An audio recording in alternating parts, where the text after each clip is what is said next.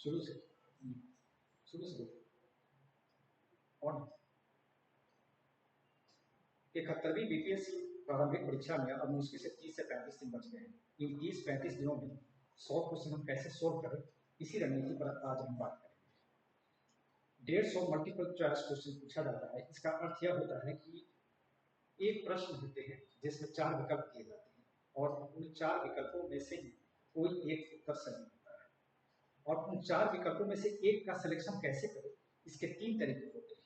एक तरीका यह होता है कि हम कंफर्म जानते हैं कि यह ही उत्तर होगा, ए बी सी डी में से कोई एक कंफर्म जानते हैं। दूसरा तरीका होता है एलिमिनेशन मेथड। एलिमिनेशन का अर्थ होता है कि इन 4 में से जानते हैं कि कोई 3 आंसर नहीं होगा, चौथा होगा जो आंसर होगा तो उसको लगाते हैं। तीसरा तरीका होता है गेस या उसको तुक्का भी करते हैं।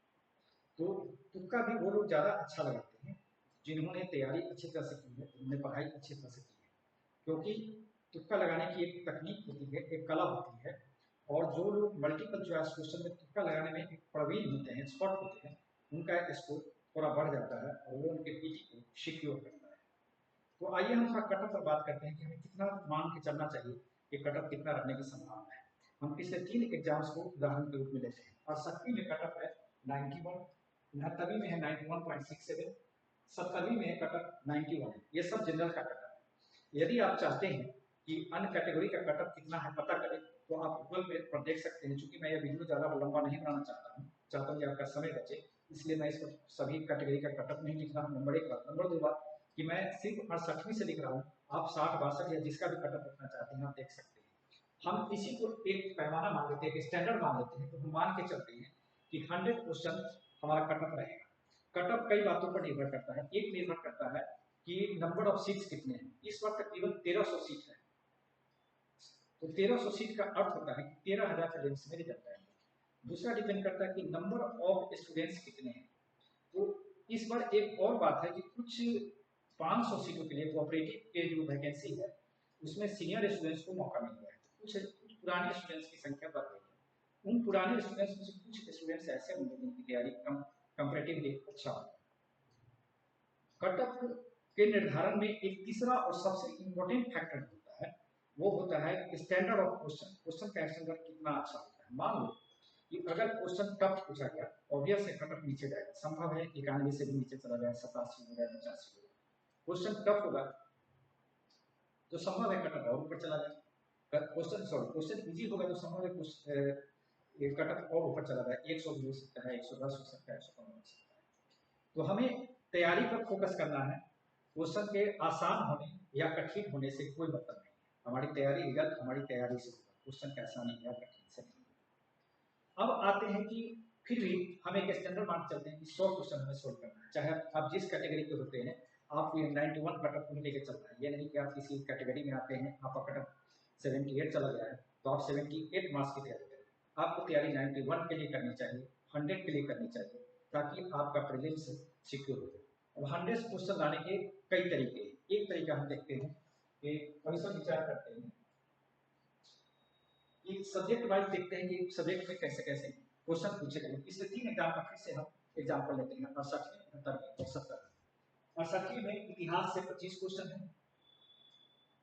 ज्योग्राफी से 13 क्वेश्चन है, पॉलिटी से 10 क्वेश्चन है, साइंस से 30 क्वेश्चन है, बिहार से 17 क्वेश्चन है, करेंट अफेयर से 30 क्वेश्चन है, इकोनॉमी का 15 है। और रीजनिंग और मैथ में पिछले मुझे लगता है कम से कम जब से प्रीलिम्स की शुरुआत हुई है हमेशा 10 क्वेश्चन फिक्स बनता है, 10 क्वेश्चन में से पूछा जाता है। कुल मिलाकर 150 क्वेश्चन है। इस तरह का ये विभाजन है।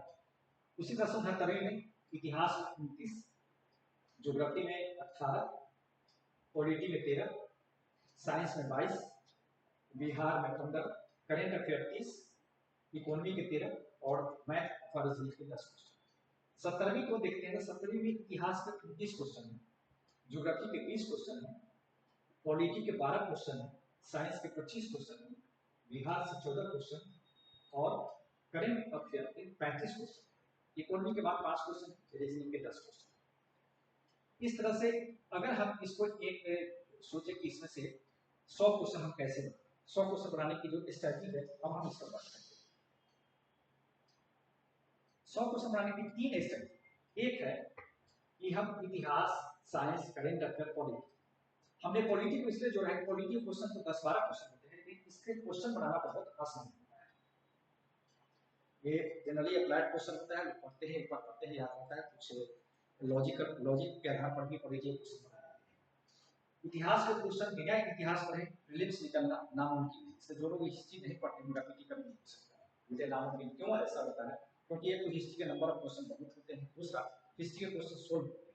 आप जितना इतिहास पढ़ेंगे, अगर 30 क्वेश्चन हिस्ट्री के पूछे जाते हैं तो आप चाहें तो 25, 26, 27 क्वेश्चन तक सोल्व कर सकते हैं, और यह बात अन्य विषय में लगभग नामुमकिन है। इसलिए इतिहास को आप कभी नहीं छोड़ सकते। तो हम इतिहास, साइंस, करेंट अफेयर, पॉलिटी अगर तीनों को जोड़ते हैं तो 100 क्वेश्चन हो जाता है। हम तीनों ये 4 पेपर, सॉरी, अगर ये चारों की तैयारी हम अच्छे तरह से करते हैं तो 100 पेपर होता है, 100 क्वेश्चन होता है। अगर मान लेते हैं कि 100 में यहाँ 15 हमारा गलती हो जाता है, 85 होता है, तो रेस्ट जो बच जाते हैं जिसमें से रीजनिंग, इकोनॉमी, ज्योग्राफी, ये सब मिला करके अगर ये सब मिला करके 15 क्वेश्चन हम आज सोल्व करते हैं तो भी हम 100 क्वेश्चन कर सकते हैं। एक स्ट्रेटजी ये है कि history, science, current affair, polity को पढ़ा जाए और 100 क्वेश्चन सोल्व किया जाए।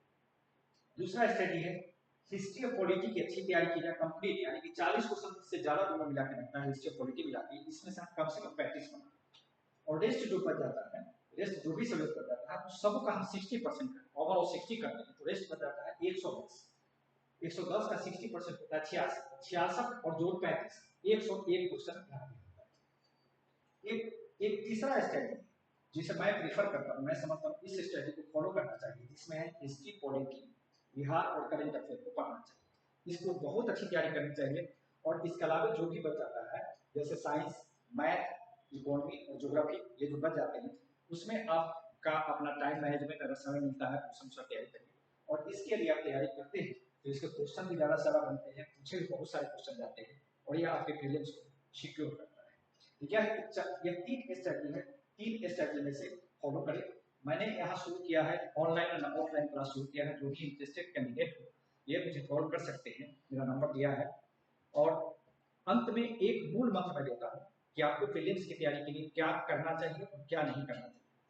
जो कंफ्यूजन होता है, सबसे अधिक कंफ्यूजन होता है लोग कि हम प्रैक्टिस सेट बनावे, और प्रैक्टिस सेट बनाकर ढेर सारा प्रैक्टिस सेट मार्केट में अवेलेबल है, ले आते हैं लोग प्रिंट करके, हम इसका बना रहे, उसका बना, बहुत सारा प्रैक्टिस सेट है।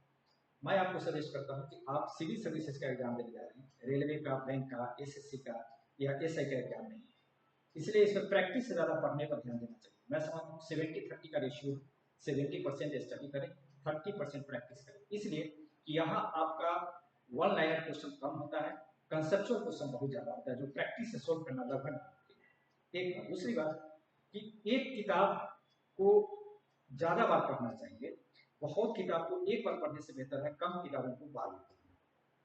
तीसरी बात कि अगर आप प्रैक्टिस के लिए जो प्रीवियस ईयर का क्वेश्चन है उसे बार बार पढ़ें, उससे लाभ क्या होगा? एक लाभ तो यह है कि क्वेश्चन का रिपीटेशन होता है, दूसरा लाभ यह है कि आपको एक स्टैंडर्ड पता चलेगा, इस स्टैंडर्ड का क्वेश्चन पूछा जाता है, हमें इस लेवल की तैयारी करनी चाहिए।